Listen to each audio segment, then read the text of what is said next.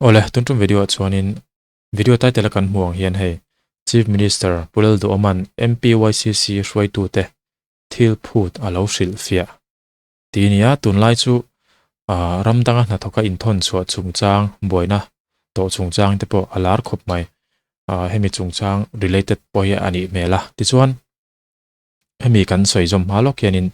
thil pakhat hei YouTube channel a hen kalphung sang nei kan oma titiang chuda chuanin investigator ang dewa thil han chuya khatinga ti thin te kha anoma heng te hne na hianin advice thoron ka pek du chu Thil investigative taka kan ti ni chuan one sided hian kal tur ani lo ti hi kan thret renga poimo ame journalism ethics a po hianin chiang takin alawin ziaka journalist anga kan kalani chuan side one sided chauh mo side le lampang chauh hi voice kan petur in lova le lampang khathu kan zot fi ve tur ani ti ni chuwang chuanin investigative taka thil kan kalani chuanin one sided voice hi kan ti chuak char big tur in lova le lampang hian enge soi tur an nei ti te ngai thlak saka chu te tang chuanin lo thlir tu mi poite poina ngai dan an siam thiam theinan a thaviu ome chu thuron le advice kan ni ta sela zom lo chu thu an thu ni sela a thang ti chuanin kan video kal le taila kan chief minister hi enge soi reng in ngai tla ho teng Thil hi kan hun ma thil theng se kan ya mor te hi kan tong ve chaw ania a bila tholo ani a bila tholo dan chu the Mizoram Private Placement Agencies Regulation Act 2015 khati lai kan home minister puzirana apun du kha alo fel lelani a thobula khami regulation section 2 le section 8 a khan Mission and Tonsua Taina Munka beyond the boundaries of Mizoram beyond the boundary of Mizoram, it's in Mizoram Pons on Havel Pumpu Kawak that many. So Wang Suan Equi Apok and Tony and no Tom Tani. This one eyes all these Yan private placement agencies on the Pasari Nena. Regulation where he had license of it ani. So I'm council of the Chara and Harsan Napa on local rate and color. Sorkar Khanin, Mizoram Pona and Ton Tailovania, Pontichon Boxilo. In Adanian, Mizoram Pona who a flat boxia. So Vansuan Atira and Ani, Ayan Mizoram Pona what we want to call on top to be saying to Nikan Center in Lopa. So Taxonia. Agency te po za intention ila til diswal an ni biglo ka zupina hausa ka soi chan po ka su sun e mani chana po hanin da ta ina ka khani le ta da bang khan chu ti son ro chon mo thil pakhat le chu khatian han ti an mani khan khatia a victim tenan han ti khan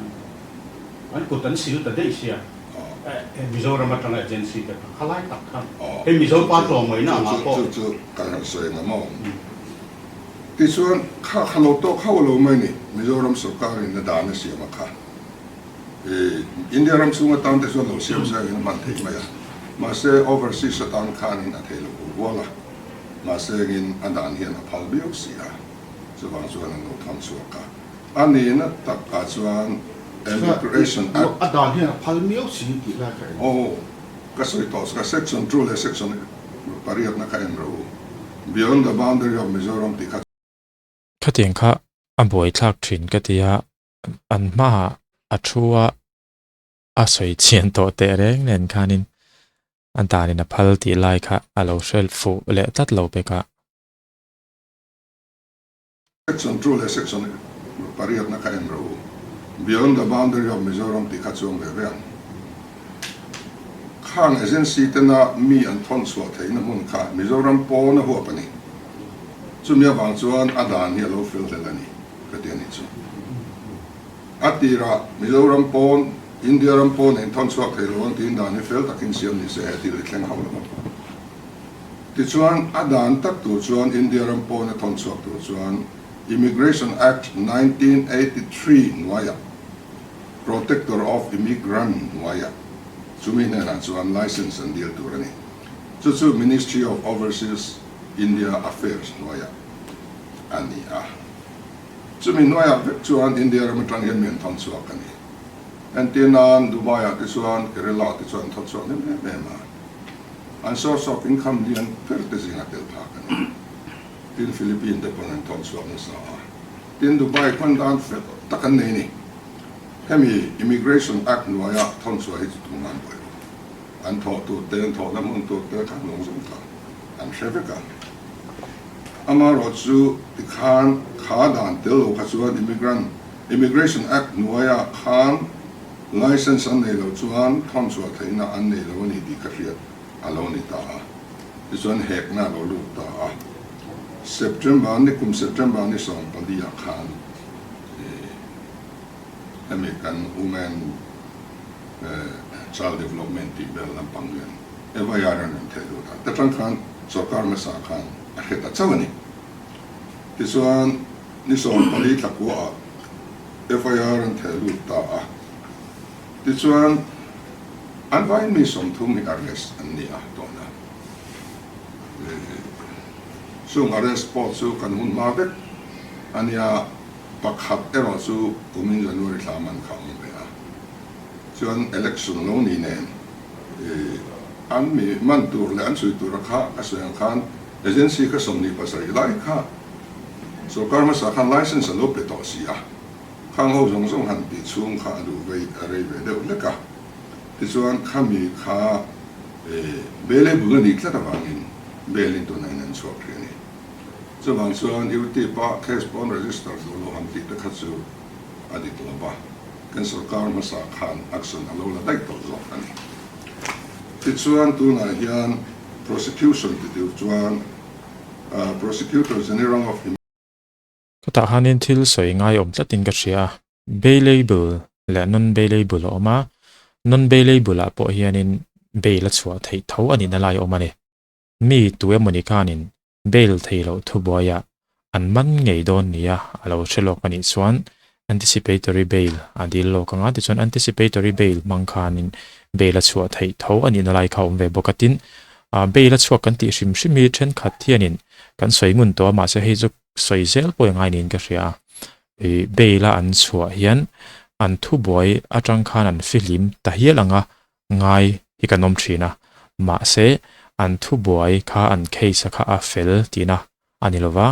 case khan an filim tina po ani chuang lova bailable ani wang khanin bailin an chuaka court anin lan zeng anin lan fawanga ya ti chuan awmzia bera chuanin jaila omlovin pona anom tina ani ber mai chu mo an thu boy tang khan an filim ta e tina hani chonglo bailin lo chuak le thawang ti te hi kan tong kam man tlang lon thina nia ma se bailin lo chuak po ni ta se kha kha thu boy laka a filim na entirna ani chonglo bani chu chu kan lo sai fia lo kan ye immigration atangin prosecution sanction la kaya chu kumin January ni som ni panga khan dil nan thelu ta ani eng jong jong anan dia tang khan so September atang chuan arei vak lo chu investigation to anti muang du tu big lo ti chuan in ni som ni panga January an thelu ta March ni som pariata khan reminder and thong le a ti chuan tun ni som panga ni som panga khan and remind leni ma se chan na lo mi te hian prosecution sanction an te chuan court in alai ta do le ka chu kanin ro phak nan to lo ko tu khan ni maya an dan lo siat kha chu Mizoram placement agencies regulation trim po ko siat ten ya tin khami immigration act nuaya license an nei lo te kha lo ni a in passport te lo ni a sang kha til bo siat chuan lo nei nual mai ni po tu case bi ka chuan mo sa khami agency chol hunami te khan kum ping lo khan te po khan ni to vek ani chuan ama hing lo khan bay ra bini kang zong zong kha investigation a hian an khoi vek ta chuan prosecution chu ka soi ton khan Protector General of Immigration ina aron pek lo chuan prosecute thei lo pa kha an ma ba kani khatiang kha lo ni le ta ka wang khan ni kum la la khan October ni lia khan i khami license an ne kha temporary in DC in a suspend sakani amar so temporary rin matania atak ta ka suspend khan lo sang ni le som ni pariat thlenga valit te po khanomani an license amara chu khan prosecution sanction ka angai kher tilami angai kher amar wat mi som tum khan lo man to se nia an man to khan sanction an mo tu nang o hai chu en lo crime and economic offense ni tlat mo ka kha adan khan ni a ti chuan in khatianga man ten han to ta ka chuan khatianga local valley agency howe ta chuan an soya adan in zoram pon khoi nge ti po soi om lo khovel pum khuap pin license an lo pe si chuwa chu hang chuan in thiam lo po ani vek big lo hi amai ro chu in he license abadit lo ti tu na chuan in to tu na tang chuan tu ma lo thom to su in hemi immigration act no ya hianin license nei tum be thawolanin thatakin in thom sok te don ya chu chu in ma ba ka ni ki kha ka lo rila chu chu hausa ka soi nam do ni ti chuan nei nom to yam ka tia pakhat chuan nei thon ti nge nge ni be na chu chu ti lom sia ya ti chuan tu na hianin immigration check lo ka chu an kal na tur sarkar mo purna ne ke ni soi pha ani lo ba tin an ni chuan an thon chuak ani maya an lo hole na tur lama hian mo purna an nei nem lo ba thon chuak le na mu sa kha ani maya tin immigration check ngai lo hi sarkar tam tak oma sarkar ang maza thi check ngai om bo ka list ka ran pa hian om ve a chuan tu na chuan ke ni na hetiang thil lo thel ta ka chuan sargor ang kalo ti boy le lok che pen le mai mo tuna kanon kal case bi ka hi chuan boom chuan ni tuna kan play role pa hi chan chu Singapore in UAE lang din ko chu investigation hian a cover ve kang chu investigation and so to our prosecution and deal mechanism arrest and effect to boka this one tu na hian ke ni na kan ti ve tu ra chu hei tu huna kan nen alo lang ve ta ni a tai phong lu a kami license song temporary suspension sarkar masai na alo pe ka permanent kan suspend sa vek lo ni voina lo tinga ro kan pia an ti mana ne ka shelo ba chuan an license song kan cancel vek don an vai tin tu na kan dan lo chan khovel pum ho a thon chua theina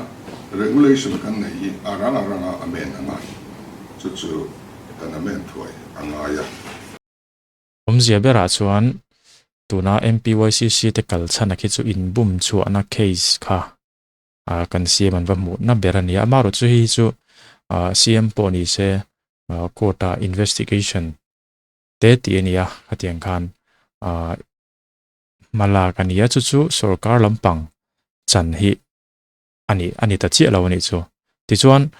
sarkar lamping na anti ve tur thung ti tiang sarkar ina anti ve thei thunga chu unlicensed temporary an lo cancel sakakha ano ti top sakakha permanent ta ti top mak niang atita chubaka chuan khovel pum ho khami party masa ti tiang an dan lo siam that ngai amen ngai khan siam thadon bokani achun chu khata khan beyond Mizoram beyond the border of Mizoram ti khani tlat mai sia khanin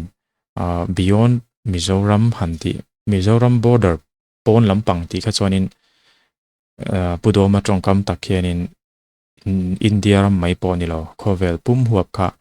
ani tak miu wang khan ki kan siam thang ti kha aron soi ngal bokhania ท่อนชัวเทนะ regulation กันไหนอารังอเมนอะไรจู่ๆกันอเมนถวยอะไรอ่ะ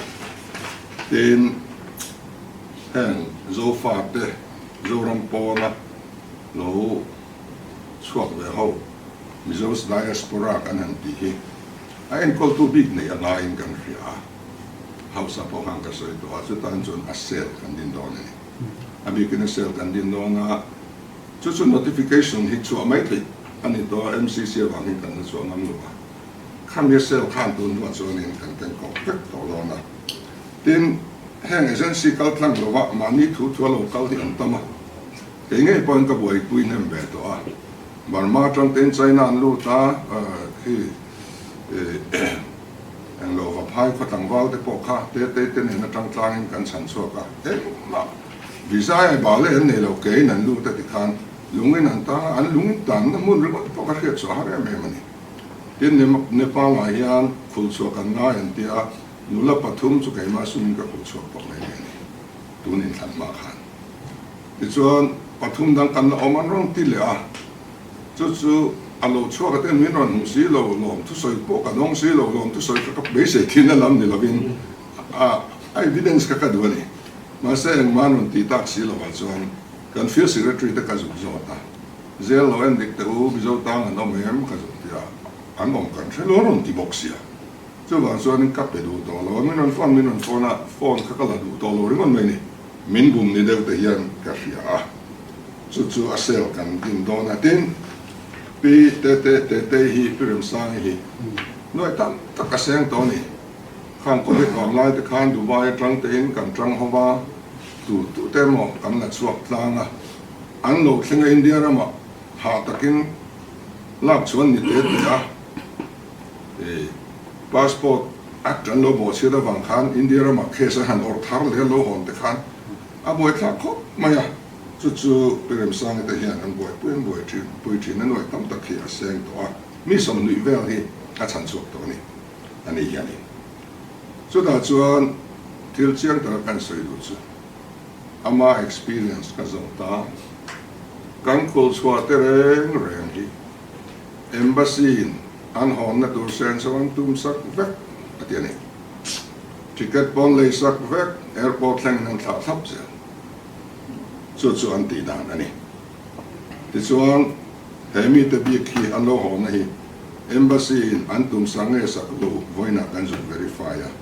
EMA จังนี้อันนั้นตุ้มสักทับตัวกันอามาเราจู่อาเทนจู่เดลที่แข่ง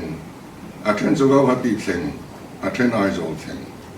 ข้าขันเยาวันไอโซลอันนั้นแข่งเราจู่อันเตะเฮียนินอันโลบอยปุยจีน่ะอันมามีมาสุ่มเสียงอินปุยจีอันนี้จู่อันนี้จุดเดียงอันนี้ไล่เลย